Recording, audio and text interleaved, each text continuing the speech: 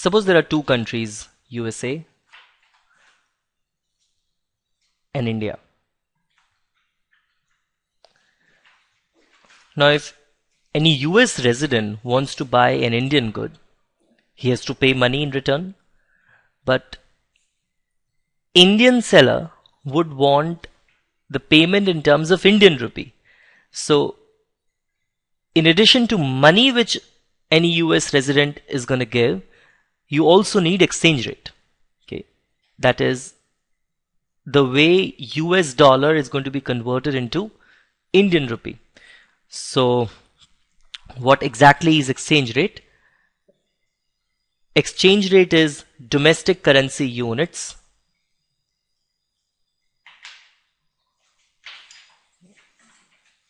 domestic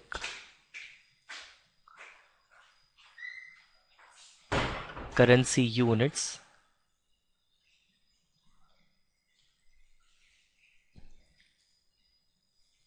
per unit of foreign currency.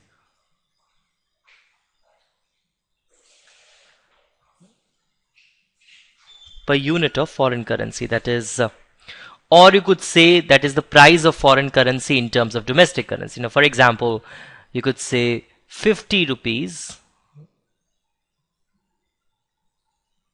in $1. So $1 cost 50 rupees. This is one way of defining exchange rate. Now, we will define nominal exchange rate E as domestic currency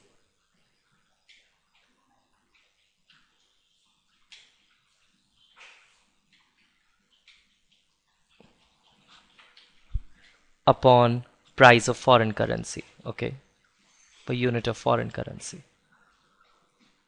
We'll be defining it in this way. That is 50 rupees for $1 or something. I'll give you an example. So supposedly if a US resident wants to buy say an Indian good, so that's Indian good is X, and that cost 10,000 rupees. Okay, so how much exactly he has to give? Okay, that is so what you will say is that if you divide this 10,000 rupees with 50 upon 1, that is rupees 50 upon $1, you will be getting something like $200. So he has to give $200. So when this Indian rupee has to be converted into dollars, you are dividing it by exchange rate or the nominal exchange rate. Now supposedly if the Indian resident has to buy any US good and that good is costing $100, so how much in terms of Indian rupee he has to give? So what he will do is this $100, okay, into 50 upon 1, that is 50 rupees upon $1, so that makes it 5,000 rupees. So this much an Indian resident has to give in order to buy a US good, okay, that is $100 worth of any US good. Other thing which you have to understand is that E is defined as, that is the nominal exchange rate is the Indian currency units, that is say 50 upon $1, that is the foreign currency unit.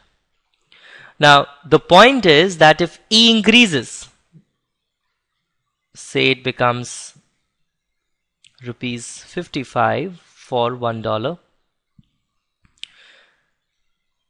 Earlier, US residents could buy 50 rupees worth of goods with $1.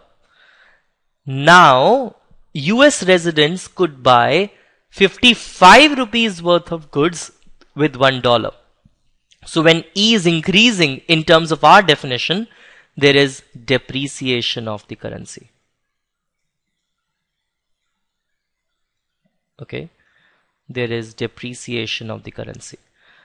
When E falls, say it becomes 45 upon $1, that is, earlier US resident could buy 50 rupees worth of goods with $1. Now US resident can buy only 45 rupees worth of Indian goods in $1. So it means that there is an appreciation of Indian rupee. Fine. Now, when there is depreciation of Indian rupee, it means that foreigners could buy more of Indian goods with a unit of foreign currency. That is, US residents could buy more of Indian goods with $1 worth of their currency. Now, it means that depreciation of home currency increases exports. When there is an appreciation of home currency, it means now Indians have to pay less for each unit of foreign good. So with that, imports will increase. Imports will increase. So depreciation of home currency increases net exports, and appreciation of home currency decreases net exports. Okay. Mind you that we have defined exchange rate as domestic currency units upon foreign currency units. But you have to remember this, that there are certain books which define it in the other way around, that is foreign currency upon domestic currency also. And even in the newspapers also, they give the exchange rate in both the ways, that is rupees per dollar and dollar per rupees also. So it depends in whichever way you want to communicate and understand this.